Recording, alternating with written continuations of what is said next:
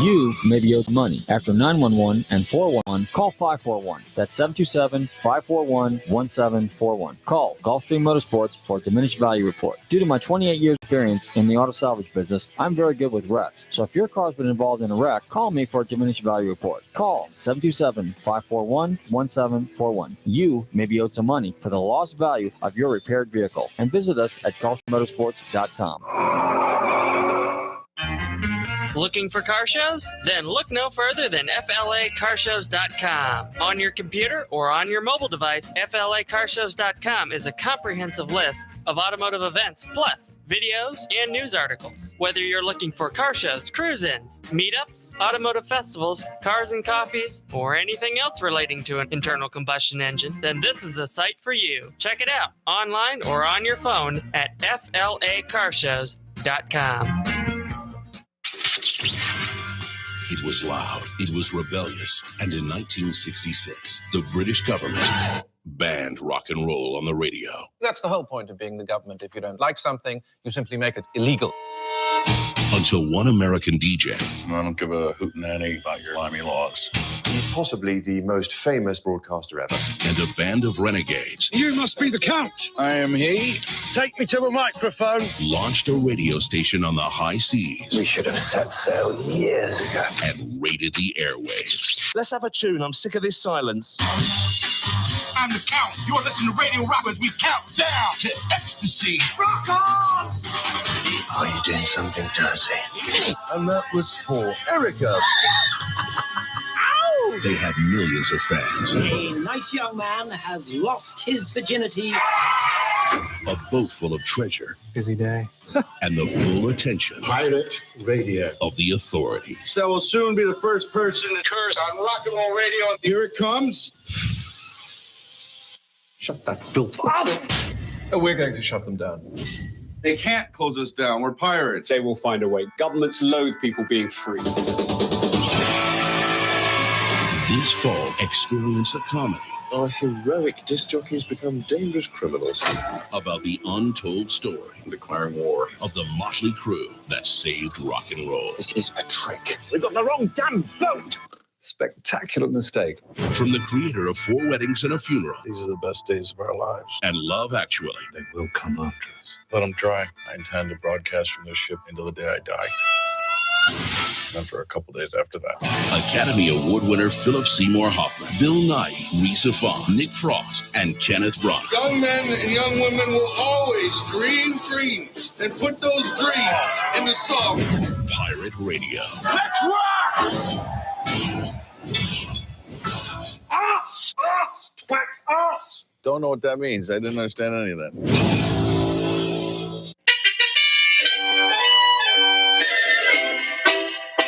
Set the Wayback Machine. Yes, sir, Mr. Peabody. Hey there, this is John Oates, and you're listening to Nostalgic Radio and Cars.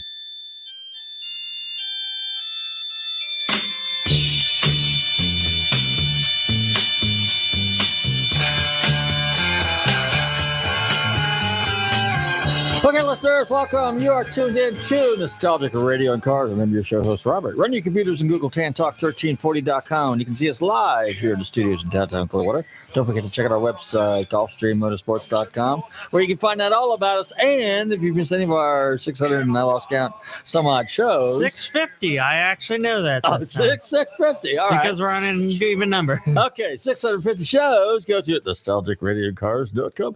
NostalgicRadioandCars.com. I need to practice that radio voice like Don Parley. What do we have for our guest today? Don? Anyway. Or don't do it again, either one. Or don't do it again. Okay. Anyway, hey, we got a great show for you tonight. This is March. March is music is a theme for the whole month. So we got some pretty good, pretty interesting people coming on. Musicians, I might add. And something I wish I was. I play a little guitar, but not much. But anyway, we got a really special guy coming on this evening. And he will be performing over at the Plant City Strawberry Festival. Right, Bobby? Yes, Florida Strawberry Festival. Yes. Is that what it's called? Okay, Florida. Florida. It is our. That's what you do when you come to Florida. Well, that's like your initiation. That in a certain, well, that or a certain supermarket that we all go to. Oh, Publix, yes. where shopping is a pleasure. Yes. That's like once you've done those two things, you can you can be a resident here. You've been initiated. Yes. I guess that's it. Okay, good. Okay, so anyway, yeah, and I think on that note, how are we doing time-wise? Okay, so we just had the St. Pete Grand Prix this past weekend. That was great. A big shout-out to my friends, my team members at Fast Lane Travel, because we had a spectacular time at the Porsche Works reunion up at Amelia Island. Good shout-out to my friends over there at RM Auction. They were really pretty cool. They got some really neat cars over there. And on that note, I think what we're going to do is we're going to fire up the stereo. We're going to play you a little music. This is a little warm-up taste to our special guest. Yes. And, we got some pretty groovy stuff lined up for you. Groovy, man. Groovy. Anyway, on that note, here's a little ditty. It's actually a classic, but they got some pretty interesting, let's say, musicians all kind of putting their little spin on it. So, hey, you're tuned into Nostalgia Getting Cars. Don't touch that dial. We'll be right back. A friend of mine is here who wrote one of my biggest hits. Ladies and gentlemen, Tommy James.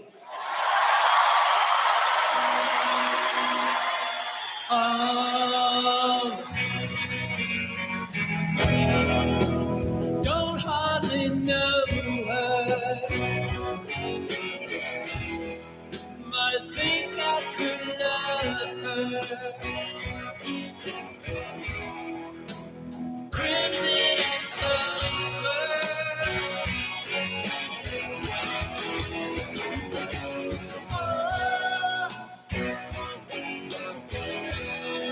When she comes walking over,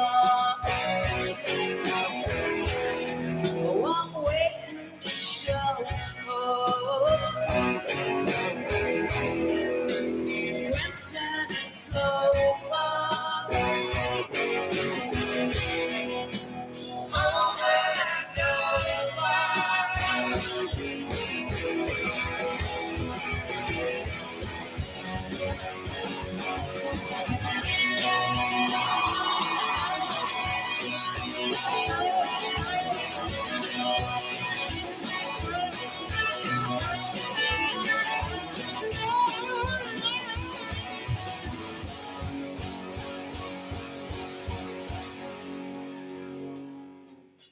All right, ladies and gentlemen, it's time to introduce our special guest for the evening. I'm delighted to have this gentleman on our show. He is a national recording artist, a musical legend, the one and only Tommy James from the Shondells. Tommy, how you doing this evening? I'm doing great. How are you? Well, you should be excited because you're going to be here in our very own backyard in Plant City, Florida. We're based out of Clearwater, but you're only going to be about less than 50 miles away performing this coming Thursday. That's very excited about it. The whole group is. We always love coming to Florida, but this is special. This is, it's interesting. The Strawberry Festival, which we also played in February of 2020, was the very last concert we did before they shut the concert business down because of COVID. They shut it down all over the country. And so the Strawberry Festival was the last concert that we did. It was great. It was a huge crowd. It was a lot of fun. And so we're really looking forward to come back and do it again, because it's kind of kicking off our concert season this year, picking up where we left off. How many shows do you have planned for this year? What's your schedule like? Well, all in all, when all is said and done, probably around 30. I don't like to take any more than that because it really, it's a grind. And there's a lot of traveling involved. So it's great to see the fans, though. I like the traveling less and less, but I always love seeing the fans and mixing it up with the fans. It's going to be a fun year. So now, when you do these venues, so to speak, how big are the crowds that you generally play for these days? Well, I look out into our concert crowd. I literally see 3 generations of people. It really blows my mind because the crowds have been with us all these years, and they just keep going. We do probably anywhere from, in a theater venue, we'll probably do about 3,000. In a bigger venue, we'll do whatever the capacity usually is. So it varies. And I'm just very thankful to have the kind of fan base we do, because they've almost become like extended family over the years. And it's a good bunch of people, and they're always ready to rock. Well, as you mentioned, you've got 3 generations now. You've been performing since the early 60s. Since your first recorded song was, what was it, Long Ponytail? Yes, that's right. Well, that was when I was in high school. Okay. I was 14 years old when we made that record. So that's how long I've been doing this. It's like It's like being a paper boy your whole life. I have the same job. When you first got into music, how old were you when you first picked up an instrument? Because I believe you play guitar, correct? Yeah, well, I played a ukulele. My grandfather bought me a ukulele for my 4th birthday. And I started, banging on the ukulele and singing and playing stuff on the radio. And then when I was 9 years old, I got my first acoustic guitar when I saw Elvis on TV. The ukulele went out the window, and I started playing guitar when I was 9. And when I was 10, I got my first electric guitar, and that really changed everything. And I started my first group. We played our very first gig that we got paid for when I was 13. And I've been doing this a long time, doing it ever since. What was it like back then for you, playing with your high school band in a high school? What kind of notoriety? Was there any kind of pressures or anything like that back in the day? Or no, we were a cover band, and we were first called the Tornadoes when we made our first record, and then we became the Shondells when we signed our second record deal. I was 16 years old, and that's when we actually recorded the song that became my first hit record, Hanky Panky. And we recorded that in Niles, Michigan, my hometown, with my high school group, our cover band, the Shondells. And it was released and did great locally, but it was on all the jukeboxes. But, it died because we had no distribution. And that was the end of that. So the next year, I graduated from high school in 65. And I took my band on the road, and we played clubs all through the Midwest. And in early 66, like March of 66, I'm playing this dumpy little club in Janesville, Wisconsin. And right in the middle of my 2 weeks, the club owner gets shut down by the IRS for not paying his taxes. Oh. It's a true story. So that's how God works, because we went home feeling like losers. And but as soon as I got home in March of 66, I got the call that changed my life, that Hanky Panky, this record I had recorded 2 years earlier, was sitting at number 1 in Pittsburgh. And I went, what? Who is this? And I almost hung up on the guy. It was the distributor the record distributor in Pittsburgh that tracked me down.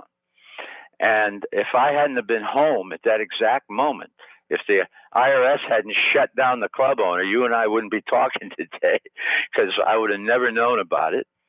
And so they finally convinced me they were who they said they were. And I went to Pittsburgh in March to do local television and stuff in support of Hanky Panky. And I couldn't put the original band back together, so I sort of grabbed the first group I could find out of a club, and they became the Shondells, and got my first manager, and we headed for New York City to sell the master to a major label. And I'm sorry to get so long-winded with this, but I just wanted to tell you that just unravel this for you. When I went to New York, we got a yes from all the record companies. We got a yes from Atlantic, Columbia, Epic, Kama Sutra. Remember Kama Sutra records back then? And so the last place we took the record to was Roulette Records. So I went to sleep that night. We stayed in the city. I went to bed that night feeling really great, because we had gotten a yes from all the major labels, and we were probably going to be with one of the big corporate labels like CBS or RCA. So the next morning, about 9:30, 10 o'clock, we started getting calls from all the labels that had said yes the day before, and said, listen, Tom, we got a pass. And I said, what do you mean? You got a pass? So I thought we had a deal. And finally, Jerry Wexler up at Atlantic told me the truth, that Morris Levy, the head of Roulette Records, had called all of the other labels and backed them down, scared them to death, basically. He was right out of Central Casting. He was a mob figure right out of Central Casting. And he called them all and said, this is my record. Back off. That's just how he talked, too. And so we were apparently going to be on Roulette Records. It was the first offer we couldn't refuse. So anyway, that's how it happened that we ended up on roulette. But they took Hanky Panky to #1 everywhere on the planet, and it ended up being, one of the biggest records of the summer of '66, and that began my career. I'm out of breath. Oh, no. You're doing just fine. But I want to get into the mob story here in a minute. But all right, so that song was actually written by somebody else. Correct. It was. It was written by Jeff Berry and Ellie Greenwich. Did they sing it and then you covered it and it became successful? That's correct. Okay. Yes, that's what happened. They basically, when I heard Hanky Panky, I had heard another group play it, and I didn't know where it came from. I happened to be working in a record shop after school, so we went back and looked up Hanky Panky, and it turns out that it was the flip side of a record called That Boy John by the Raindrops. And That Boy John was a song about John Kennedy, and it was right around the assassination time. And when he was assassinated, of course, they took the record off the market, and the B-side went with it. So it was really obscure. And all I could remember was 6 words, my baby does the hanky panky. And maybe it's 5. I don't know if hanky and panky are 2 different words. I don't know. I'm not sure about that. Maybe hanky panky is 1 word. But at any rate, I saw what it did to the kids on the dance floor. I said, everybody just headed for the dance floor as soon as they started playing that song. And I said, we got to do that. So we had just signed a little record deal at the time, and that's where we ended up recording Hanky Panky, because I heard it by another group. And Jeff Berry and Ellie Greenwich then when I came to New York, they became good friends of mine. That's excellent. Let me ask you this. So years later, you had a couple other big hits. That was 1966. 68, you had Sweet Cherry Wine. And then one of my favorites actually came out in 71, which is Dragging the Line. Now, did you write some of those songs, that and Crystal Blue Persuasion, or did you have other songwriters? Sure. Most of them I did. After Hanky Panky, of course, there was Say I Am, and I Think We're Alone Now. Right. And Mirage, and then Moni Moni. And Moni was really where I started writing. We started writing our own material. And then Crimson and Clover, the next record after that, was where I started producing the group. So it was a progression from one record album to the next. And finally, after Crimson and Clover, we got into Crystal Blue and, Sweet Cherry Wine and all that stuff. And that really, Crimson and Clover was really a turning point for us, because it, strategically, first of all, was the biggest record we ever had sales-wise. But it also was, where we started producing ourselves. And our style really changed, and we started selling albums as a result of Crimson and Clover, and gave us the second half of our career, really. So, that's how things moved along in the 60s. And then in 1970, the Shondells and I sort of went our separate ways, and I did a solo career from that point on. We started with Dragging the Line and moved on from there. When you were younger, because you had mentioned a few minutes ago that you were touring with your friends or your band, and then you heard about the guy from Pittsburgh that called you and you met with him. So did you have a manager, or was your dad helping you out? Anybody in your family? Or did you kind of have, because, when you're 16, when you're a teenager, it's not like you got a lot of business experience. And I've had a number of musicians on my show over the years, and they've always gotten taken advantage of by, record labels, managers. Did you ever experience any of that? I experienced a lot of it. Okay. I wrote a book about it. That's where I'm leading to. Well, my folks basically let me alone, because, we were doing well as a cover band during high school. Uh-huh. And, my mom still couldn't believe I was getting money for strumming a guitar. So until she died, she was waiting for me to come to my senses and get this music thing out of my system so I could go to Notre Dame. You know what I mean? Oh, okay. So at any rate, when we did get to New York, of course, we went, as I said, with Roulette Records. And I wrote a book called Me, the Mob, and the Music about it. And it was about which is an autobiography with about 2/3 of it devoted to this crazy and tumultuous and scary relationship we had with Roulette Records. And the reason it was scary and tumultuous is because Roulette Records, in addition to being a good little indie label, was also a front for the Genovese crime family in New York. And of course, we didn't know any of this. We just kind of, followed our nose into this situation with Roulette. And the ironic part is, though, that I don't think if we had signed with one of the corporate labels that we would have been nearly as successful as we were with Roulette. And it's a strange combination of reasons why, but if we had gone, let's say, with Columbia or somebody, especially with a fluky record like Hanky Panky, we would have been lucky to have been a one-hit wonder because the competition was incredible. There were so many other acts, and we would have immediately been handed over to an in-house producer, A&R man. And that's probably the last time anybody would have heard from us. At Roulette, they actually needed us. They hadn't had a hit in over 3 years, and we were given the red carpet treatment. I mean, we had everything we wanted. I had, and I was, the group and I were basically in charge of our own career.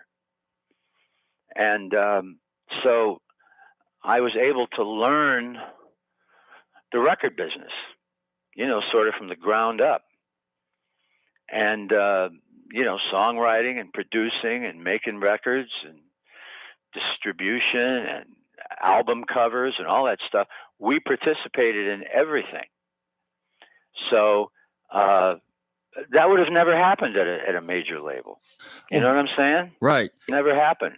Well, it sounds like it. So, but back in the day, to protect yourself so that you would have access to residuals or, revenue down the road, were they out front about that, how that would work and everything like that? Or is that something you found out later? Remember, and you crime doesn't pay. Crime doesn't pay. Okay. So, but, they let us know early on that mechanical royalties just weren't going to happen. And, getting money from Roulette was like taking a bone from a Doberman, just wasn't going to happen.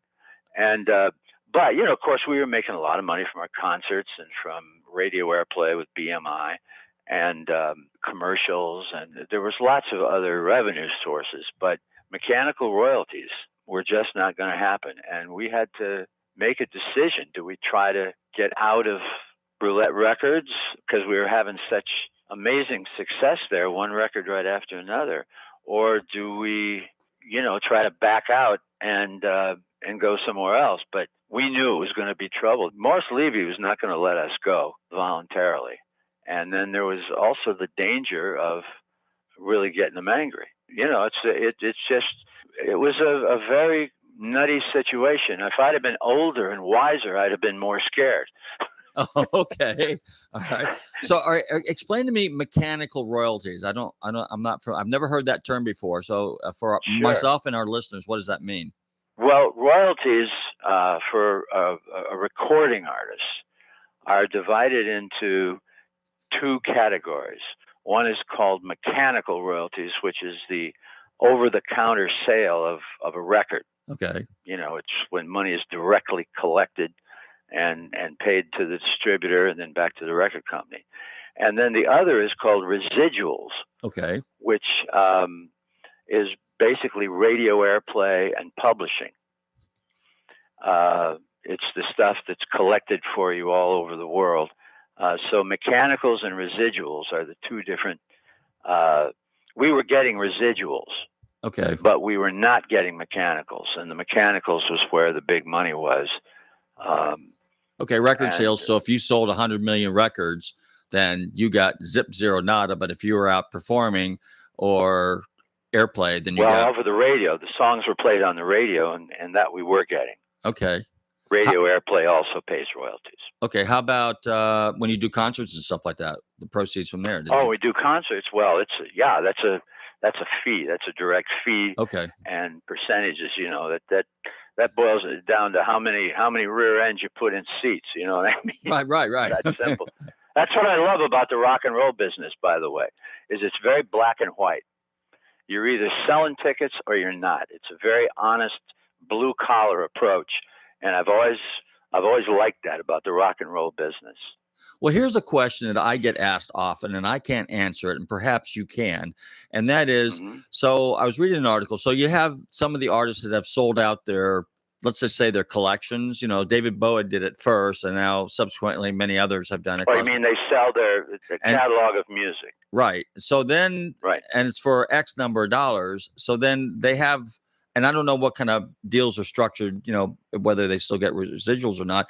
But then there was always this comment, and I can't remember, and I won't mention who it was, but it was an entertainer. He says, we, over the years, we did very well, and now here we are later in life, and we're still performing. Some of us do it because we love it, and we don't know anything else. Some of us do it because we have to do it, because we got hammered so bad over the years in the process by, not so nice record people, promoters, managers, et cetera, et cetera, et cetera. So the question I get asked is, so why do some of these guys still perform? Really, most of it is passion. So on your part, it's pretty much you do this because you love it and you're passionate about it. Correct? Oh, absolutely. I wouldn't know how to do anything else. This is something that is in your blood, and you just got to do it. I suppose if you're eventually not healthy enough to do it, that's one thing, or if nobody comes around to see you anymore. But in our case, everything has just kept going up. And I've been very, very blessed and fortunate to have this kind of longevity, and to be able to stay healthy and do this all. And the fans are always there. And so, new things, we're doing new things all the time. We now have our own label where we're able to put out product, include the old stuff, or doing new studio stuff anytime we want. Of course, the internet gives us incredible latitude. Your market is the whole planet now with the internet. And also, we have our own publishing company, and we've been able, when I say we, I mean myself, and I share that with my group. We've been able to recoup basically a great deal of what was lost, and then some. So I'm very, very blessed to be doing this. I thank the good Lord every day for the the fan base and the people that have stuck with us and the longevity that we've had. I really mean that sincerely. Well, you had some super songs, and they're just catchy. I mean, they're on TV, they're in commercials, they've been in films. I mean, you guys got to really just pat yourself on the back because Thank you. You were there then and you're there today. Let me ask you another question. So do you get to, as an entertainer, do you kind of pick and choose the venues that you like to play and the timetable? Pretty much. I mean, we work with promoters all over North America. I don't like leaving the country, to be honest with you, right now. We may do some work in Europe, but I really am always kind of leery about leaving the country. I always feel that more comfortable working here. And we work with promoters all over North America, and we play venues coast to coast and up and down. So we are all over the place. I also have, my show on Sirius XM. I was going to get into that. Yes, tell us about that. And that's on Sundays between 5 and 8 p.m., right? Yeah, thank you for the plug. I was approached, we're in our 6th year now, and I was approached by Sirius XM to host a weekly show. And when I first thought about it, I was a little scared because I had never really worked that side of the microphone before, and I started doing the show, and I loved it. I get to write it. I get to, I get to play. They said, Tommy, play anything you want. It's on the 60s channel. So I try to stick pretty close to the 60s. They let me wander a little into the 70s and into the 50s a little bit, but I try to keep it pure. And they say play anything you want. And really, the philosophy of the show is simple. It's called Getting Together. It's on every Sunday from 5 to 8 Eastern Time, p.m. And I get to play songs that not only are hits, but songs that should have been hits, and weren't, that I just have always thought were great. And I get to play. They said, Tom, play a lot of your own stuff. I says, can I go to jail for that? Playing my songs on my show. I mean, isn't that a conflict of interest? No, it's satellite. Don't worry about it. So I said, okay. And you're on channel 73, right? Channel 73, if I'm Channel 73. Thank you for reminding me of saying that. Thank you. Well, now I have to throw this in because you're good friends with Ronnie Van Zant, and he does on channel 21. Stevie, right? Stevie Van Zandt. He does garage bands. He's got a garage band series. So I've listened to that before. But you and him, didn't he present you with an award at an induction in New Jersey at the Hall of Fame? Well, Stevie and I are good friends, and we have been for a long time. Okay. As a matter of fact, he played on a single that I released back in 2019. It was we never released it, but it was one of the main songs on our album. We did a remake of Dragging the Line.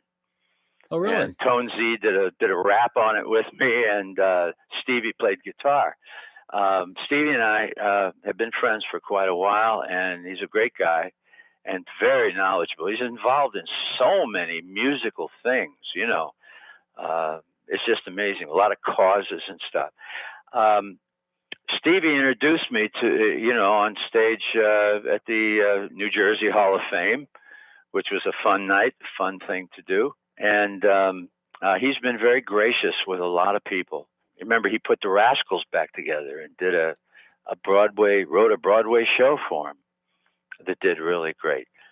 He's been very gracious to me, and we've done I got a chance to meet all the cast from The Sopranos that he was on. You remember? Yeah, that's right. He was a character. So I get to know the real mob guys and the fake mob guys. So I guess that's pretty well-rounded. Yeah. Well, now, what's your New Jersey connection? Is it through Stevie? Just that no, New Jersey is where I have lived since 1973. So when you got involved in New York before, I lived in Manhattan for about 8 years. Okay. And then I moved out to Jersey, and Jersey has got everything going here. You can get to New York easy enough. It's only about 30 minutes away, the city, and you can still have a squirrel in your yard. So get the best of both worlds. Oh, okay. So I take it you live out in the country a little bit. Well, not out in the country so much. It's just a really beautiful part of New Jersey and North Jersey. Okay. Do you have a recording studio at your house then too, like a lot of musicians do? No, I have a rehearsal studio at the house. The recording studio is about a mile and a half away. And it's where I do not only all my music, but it's where I do my show as well. Oh, okay. Now, you had an album come out a couple of years ago too, right? You want to tell us a little bit about that? That's right. Went top 24. Well, our last studio album was called Alive, and it did very well for us. I hadn't had a new album out in about 10 years. And so Alive came out, went top 20 adult contemporary for us, and both singles that we released from the album went top 20 adult contemporary and Billboard, and it was great to be back on the charts again. What can I say? Been fun doing it. So when you sit down and you're gonna, let's say you want to write a song, and your genre, I mean, they always talk about the music areas that you kind of covered are bubblegum music, garage rock, gospel. I guess you did some gospel songs, pure pop, white soul. When you sit down today, you don't have to really, because of your experience, you don't really have to stick with one particular genre. You can kind of mix it up a little bit. Is that kind of? That's true. That's right. I've been very lucky to have been sort of all over the place. So whatever comes to mind is what I do. I usually start writing with the groove.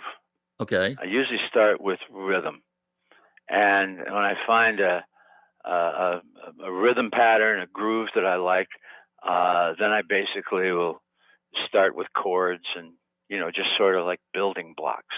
So you start with the music first. So you're playing your guitars. Well, I generally do. Although I've sometimes come with a title first. Oh, okay. Titles, that's what we did with Crystal Blue Persuasion. The title was first, and I'm as a songwriter, you're always on the lookout for interesting titles, and things that are visual and that are provocative. And I suppose that's one end of songwriting, and the other end is the groove. Very, very important, especially today. And so I like to write sometimes with a cheap little drum machine. And you just play with it till you find the groove that fits the mood you're in. Sometimes doing a ballad or something really serious is what you feel like doing. Other times you just want to do a dance thing. So anywhere in between. Okay. Also, you're labeled as playing psychedelic music. Now, I can't think of any of your songs that really fall in the category of psychedelic. Well, we got a lot of FM and what was considered alternative back there, airplay with Crimson and Clover. Okay. And, stuff from the Crimson and Clover album. But to me, Crimson and Clover was not psychedelic. It was more of a pop song slowed down. Uh-huh. And a 3-chord progression backwards. Okay. Do a lot of your songs, the lyrics, do they come from experiences? Some do, yeah. Some do definitely come from your feelings, but if but other times, I had an interesting experience. I went up to BMI. This is early on in my career. Went up to BMI for an award dinner, and BMI is where they collect publishing residuals for you all over the world.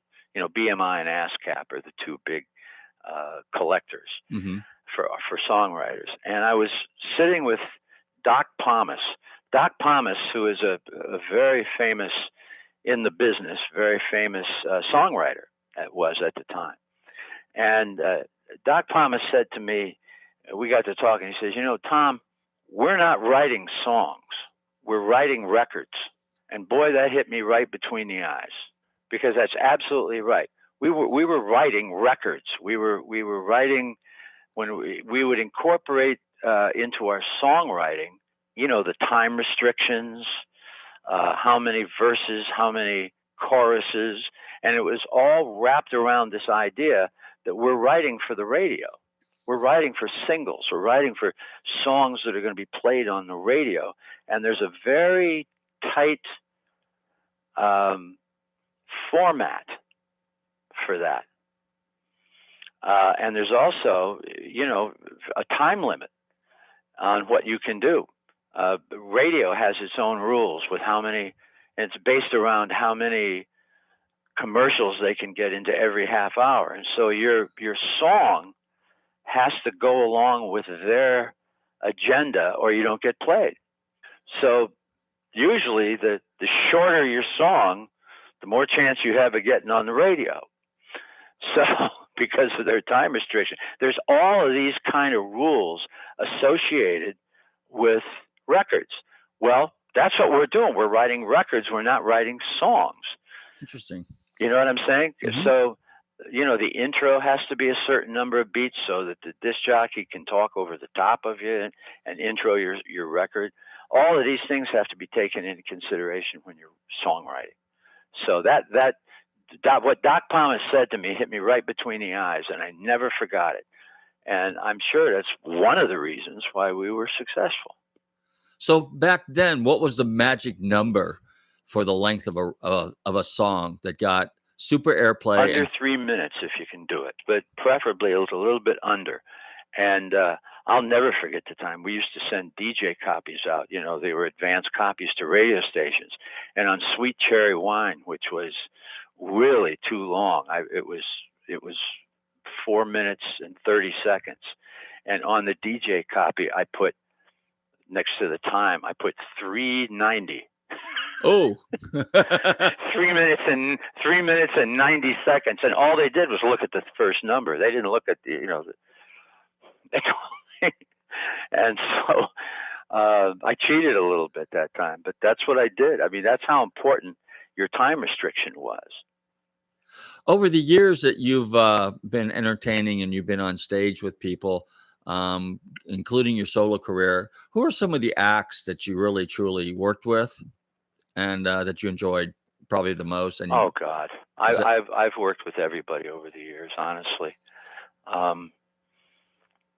I suppose meeting the Beatles individually, it was fun. I had a long talk with John Lennon at a BMI dinner. We were sitting at banquet tables. This is in 1971, and I was getting an award for Dragging a Line, and he was getting it for Imagine.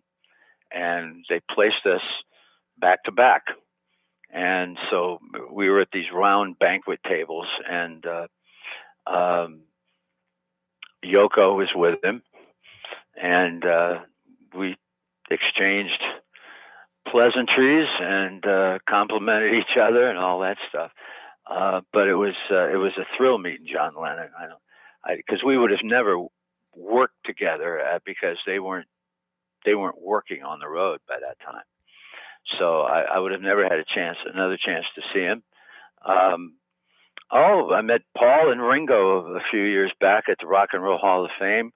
I was doing Crimson and Clover with Joan Jett and Miley Cyrus and Dave Grohl. Oh, wow. Four generations of rock and rollers doing Crimson and Clover at the same time. That was kind of fun. But Paul McCartney and Ringo were there, and Paul was introducing Ringo, who was being inducted that night, and we all got together and had some fun after the show and took some pictures and talked and had a few laughs. I never got a chance to meet George. George was kind enough, though, after Moni Moni was actually every bit as big in England as it was here in the States. So George was producing a group called Grapefruit at the time, and they sat down and wrote me about 6 or 8 songs and demoed them and brought them over. And George brought them over and got them to my manager. And I was very grateful for that. And I never got a chance to thank him properly. I was out on the road somewhere, but I was very flattered and honored that George did that. And I never got a chance to thank him properly. And I never recorded one of the songs, because by the time he wrote those songs, we were into Crimson and Clover and had changed our styles, and basically all the songs were sort of like Moni Moni. So I never did one of them, and I always regretted that. But anyway, that was my meeting the Beatles. Even one at a time was a big thrill, because I was a huge Beatles fan. Did you guys perform in Europe at all back in the day, back in the 60s? Yeah, actually, it wasn't until the 80s that I went over to Europe. I've always been reluctant to play outside the country. I just have always felt that way. We probably should have gone several times, but I didn't do it, and I can't say I regretted it. I may end up going over there when the movie comes out. Me, the Mob, and the Music is being turned into a movie. Okay, well, and when the movie comes out, I may go over and do that. Is it true that the producer of the movie also did Goodfellas and some of the other gangster movies? Barbara DeFina is producing the movie, and she produced Goodfellas and Casino and The Color of Money back in the 80s. Oh, wow. She produced Hugo with Martin Scorsese a few years ago.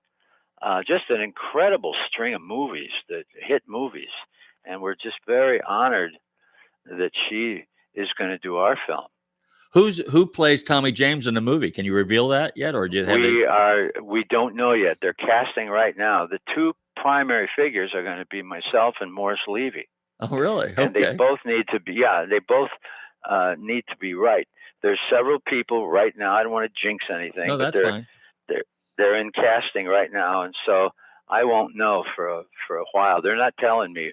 I'm supposed to be the co-producer, but they're keeping me in the dark. How about a cameo? I'd rather let the grown-ups handle this. Yeah. How about a cameo appearance? Are you going to be doing anything like that? Oh yeah, I'll probably be a corpse. No.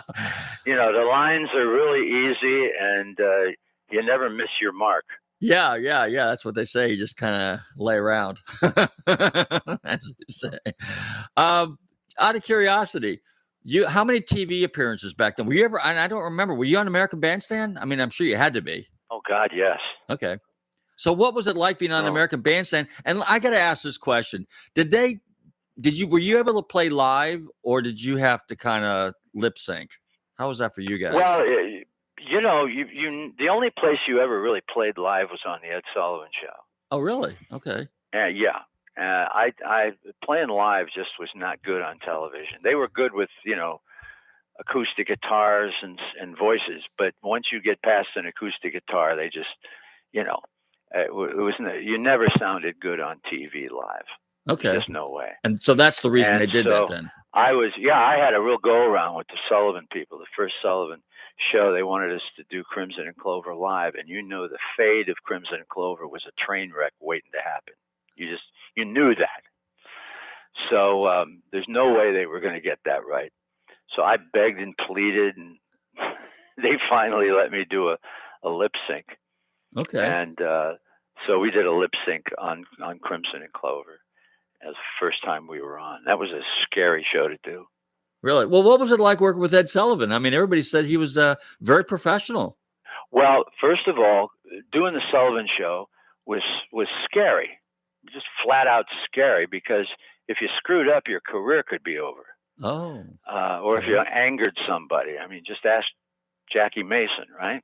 Okay. So the bottom line was that I was very nervous doing the Sullivan Show.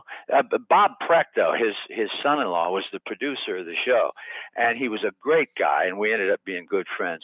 But he had this uncanny ability to have you on the week that your record was peaking, whatever number it peaked at. He had this amazing ability and he'd book the show, you know, several weeks in advance. So, you know, I told him, I want to take you to the track.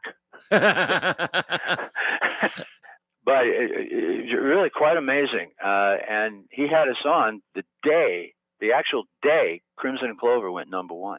Wow. And in all three trades at the same time, same week. And so it was a very important moment. And it was scary doing the Sullivan Show, because it was the most widely watched show on TV, and watched by more people. So anyway, and then the week before, we had just done a tour with the Beach Boys, and we're in LA at the Hyatt House, you know, and a couple of them were up, and we were watching the Sullivan Show. They had done the Sullivan Show like a dozen times, and so I was picking their brain for everything I could. And we were watching the Sullivan Show a week before I was going to be on, and you know, where he introduced next week's attractions. So we're listening to Sullivan. He goes, "Now next week right here, Tony Jones and the Spondels will be here for the youngsters." Oh, wow. Tony Jones and the Spondels. I'm going to have to Google that. I couldn't believe it. I mean, they were on the floor laughing, but you know, it means he can't read and he never heard of you. So you know, and of course, if I wasn't scared before, I was terrified now. You know, Engelbert Humperdinck he has no problem with. The Beatles. James he can't pronounce. Right? So you never knew what was going to come out of Sullivan's mouth, too. You know. So at any rate, we did the show, and it worked out great. They were very kind and very good to us, and it wasn't as scary as I thought it was going to be. So, what other TV shows did you do back then? So you had obviously, American Bandstand, Ed Sullivan. What other TV shows? We did the ones all the ones you could do. I remember Joey Bishop had a show that bumped heads with the Tonight Show, and we did Where the Action Is. The first network show I ever did was Where the Action Is with Dick Clark, and my current manager, Carol Ross, was a dancer on the show. No kidding. One of the action dancers, yeah. Oh wow. Yeah. How about interviews? Were you ever on the Tonight Show? Did you ever get Dick Cavett or anything like that? I did Merv Griffin. I never did the Tonight Show, but I did Merv Griffin and Mike Douglas and all that stuff. You know, these were fun shows. I mean, but back in the '60s, you know, it was very difficult doing, as I said, live rock and roll on American television. It really didn't come across all that great. So you were always better off doing a lip sync, and even though the fans knew you were lip syncing, it was still better than going on TV and you know, having the engineers not quite get what you were doing, you know. That's true. Now, our show is titled Nostalgic Radio and Cars, and I was talking to Carol, and she says you are also into cars. So tell us a little bit about your car hobby a little bit. Well, I'm just a Cadillac fan. Okay. I want to get a '59 Lincoln and all that, and I love classic cars. So we'll have to get you up here sometime to do a performance when we put together this really big classic car shows, you know, because you would be the perfect entertainer for that. That would be fine. So I'm really excited about coming down Thursday. We're going to have a fun show. We're on at 3:30 in the afternoon, and a rare afternoon show. Going to be a lot of people there, and it's going to be a lot of fun. How many songs are you going to do for us? Well, I'm going to do about an hour and a half's worth, many as we can cram into an hour and a half. Okay, so we're going to obviously hear the old classics and standards. Any new songs? We will do. I'm going to do a new version of I Think We're Alone Now. That's going to be in the movie. And very different kind of arrangement. And we're going to do as many of the hits as we can shove into an hour and a half. So my phone's ringing. Your phone's ringing. Great talking with you. And I appreciate a great interview. Thanks for letting me go on and on. Well, Tommy, I want to thank you very much for hanging out with us here at Nostalgic Radio and Cars. It's been a true pleasure to have you on the show. I look forward to seeing you this Thursday. Thank you so much. Okay, well, you know what? That was the interview with Tommy James, and we're tickled to death to have him on the show. We will see him Thursday at 3:30 at the Strawberry Festival in Plant City. In the meantime, I want to thank all my listeners for tuning in every Tuesday between 7 and 8 p.m. on the Tan Talk Radio Network. Be sure and tell your friends. Stay safe, drive carefully, and love your family. We go eat day to day, hour to hour, day straight, deep and wide. Bring on through to the other side. Bring on through to the other side. Bring on through, bring on through, bring on through, bring on through.